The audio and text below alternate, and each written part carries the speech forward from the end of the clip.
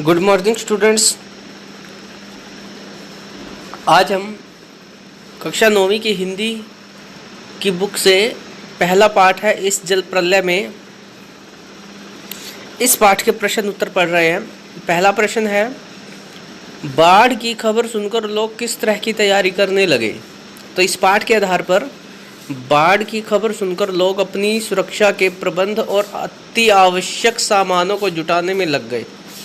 उन्होंने आवश्यक ईंधन, आलू, मोमबत्ती, दियासलाई, पीने का पानी और कंपोज की गोलियां इकट्ठी कर ली ताकि बाढ़ से घिर जाने पर कुछ दिनों तक गुजारा चल सके। प्रश्न 2 है, बाढ़ की सही जानकारी लेने और बाढ़ का रूप देखने के लिए लेखक उत्सुक क्यों था। तो लेखक उस क्षेत्र का रहने वाला था जहां बाढ़ ग्रस्त लोग शरण लिया करते थे। वह बाढ़ पीड़ितों की मदद कई तरह से कर चुका था। उसने बाढ़ को देखा था पर बाढ़ घिरने, बहने या भोगने का अनुभव नहीं किया था। वह उस बाढ़ का प्रत्यक्ष अनुभव करने के लिए उत्सुक था। वह बाढ़ के प्रति जिज्ञासु था, जिसे शांत करने के लिए वह बेचैन था। प्रश्न 3 है, सबकी जुबान पर एक ही जिज्ञासा, पानी कहाँ तक आ गया है। इस कथन से जनसमूह की कौन सी भावनाएं व्यक्त होती हैं। तो पानी कहाँ तक आ गया है, यह जिज्ञासा सबके मन में थी। सब अपनी जबान से यही शब्द कह रहे थे। इससे जनसमूह की उत्सुकता, सुरक्षा तथा कौतूहल की भावना प्रकट होती है। सब लोग नए अनुभव को अपनी आंखों से देखना चाहते हैं। वे जीवन मृत्यु के खेल को देखने का मोह छोड़ नहीं पाते। इस खेल में गहरा आकर्षण होता है। प्रश्न 4 है, मृत्यु का तरल दूत किसे कहा गया है और क्यों। बाढ़ को गेरुआ झाग फेन वाला पानी जो मोटी डोरी की शक्ल में निरंतर बढ़ता आ रहा था, जो लोगों के मन में भय उत्पन्न कर रहा था तथा सब कुछ धीरे धीरे डुबोता हुआ आ रहा था, ऐसे पानी को मृत्यु का तरल दूत कहा गया है। इसका कारण यह है कि ऐसा पानी जन धन की अपार हानि पहुंचाता है। प्रश्न नंबर 5 है, आपदाओं से निपटने के लिए अपनी तरफ से कुछ सुझाव दीजिए।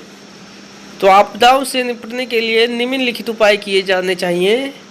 नंबर 1 है, सरकार को सभी प्रकार के संभावित खतरों से निपटने के लिए साधन तैयार रखने चाहिए। उस सामान की लगातार देखरेख होनी चाहिए ताकि आपदा के समय उनका सदुपयोग किया जा सके।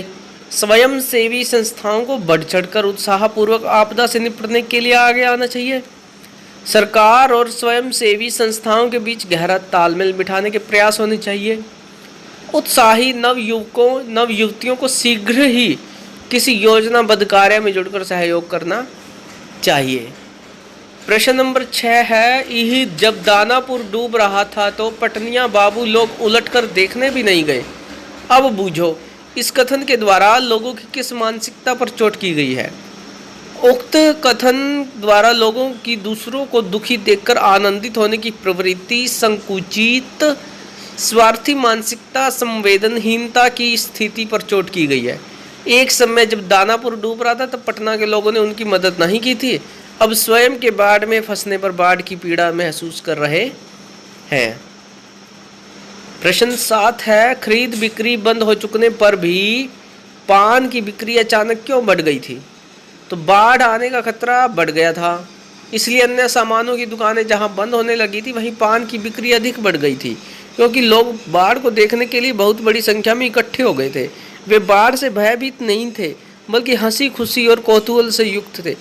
ऐसे समय में उनके लिए समय गुजारने का सबसे अच्छा साधन था। तो एक दूसरी बात और भी है, क्योंकि वहाँ पर उस दुकान पर एक रेडियो रखा हुआ था जिसमें बाढ़ के दृश्यों का आंखों देखा हाल प्रसारित हो रहा था और श्रोता उसे सुनने के लिए वहीं रुक रहे थे। यह भी एक कारण था। प्रश्न नंबर 8 है, जब लेखक को यह एहसास हुआ कि उसके इलाके में भी पानी घुसने की संभावना है तो उसने क्या क्या प्रबंध किए। जब लेखक को एहसास हुआ कि उसके इलाके में पानी घुसने की संभावना है तो उसने सबसे पहले गैस के विषय में अपनी पत्नी से पूछा। गैस की कमी जानकर उसने कोयला और केरोसिन ऑयल का प्रबंध किया। उसने आलू, प्याज, मोमबत्ती, माचिस, सिगरेट, कंपोज की गोलियां आदि का प्रबंध किया।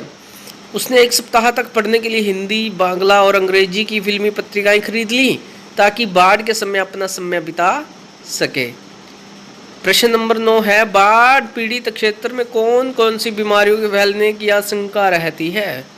तो बाढ़ पीड़ित क्षेत्र में अक्सर पकाही घाव हो जाता है। बाढ़ के गंदे सड़े जल के कारण लोगों के पांव की तियां सड़ जाती हैं और तलवों में घाव हो जाता है। प्रश्न नंबर 10 है, नौजवान के पानी में उतरते ही कुत्ता भी पानी में कूद गया। दोनों ने किन भावनाओं के वशीभूत होकर ऐसा किया? तो नौजवान के उतरते ही कुत्ता भी पानी में कूद गया। ऐसा उसने ये नवयुवक अर्थात अपने मालिक के प्रति अगाध लगाव रखने की भावना के कारण किया। कुत्ता और नवयुवक एक दूसरे से भावनात्मक संबंधों के अलावा मित्रता और सुख दुख में साथ न छोड़ने के अलावा स्नेहपूर्ण संबंध रखते थे। ऐसा करके कुत्ते ने स्वामी भक्ति की भावना भी प्रकट की।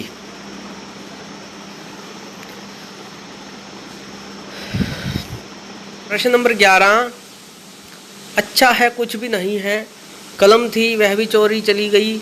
अच्छा है कुछ भी नहीं, मेरे पास मूवी, कैमरा, टेप रिकॉर्डर आदि की तीव्र उत्कंठा होते हुए भी लेखक ने अंत में उपयुक्त कथन को क्यों कहा है?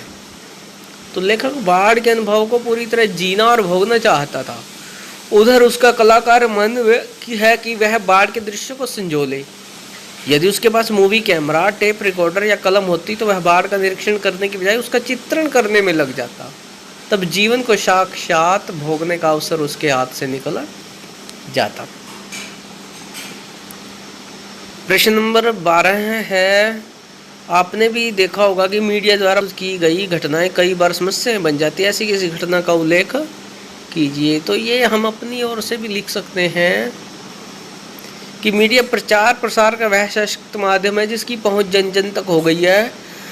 आज मीडिया अपने साधनों द्वारा किसी खबर को आनन फानन में अधिकाधिक लोगों तक पहुंचा देता है। कई बार मीडिया के लोग जल्दबाजी में किसी खबर का श्रेय लेने के चक्कर में कुछ गलतियां कर जाते हैं जिसका परिणाम समस्या बन जाता है। अभी कुछ दिनों पहले सहारनपुर में समाज के एक वर्ग के द्वारा कार्यक्रम से लौटते समय समाज के तथाकथित उच्च वर्ग के लोगों ने गाली गलौज की तथा पथराव किया। मीडिया ने इस खबर को इस तरह प्रसारित किया, दंगा होने की स्थिति बन गई। स्थिति सामान्य होने में 2 सप्ताह से अधिक समय लग गया। इससे सामाजिक सद्भाव की स्थिति भी खराब हो गई थी। तो ऐसा ही कोई भी घटना आप लिख सकते हैं, आपने जो आंखों देखी हो। जरूरी नहीं है ये जो लिखा है यही बताया जाए। ये बस एक एग्जाम्पल है। अपनी देखी सुनी किसी आपदा का वर्णन कीजिए। तो इसमें भी हम अपनी आंखों देखी किसी घटना का वर्णन कर सकते हैं। इसके लिए छात्र स्वतंत्र हैं, वो जो भी घटना लिखेंगे। तो हम कल की वीडियो में आगे इसी पाठ के ये अन्य प्रश्न करेंगे जो काफ़ी इम्पोर्टेंट हैं। आज के लिए इन प्रश्नों को आपने लिखना है। Powered by PK Star 007. Powered by PK Star 007.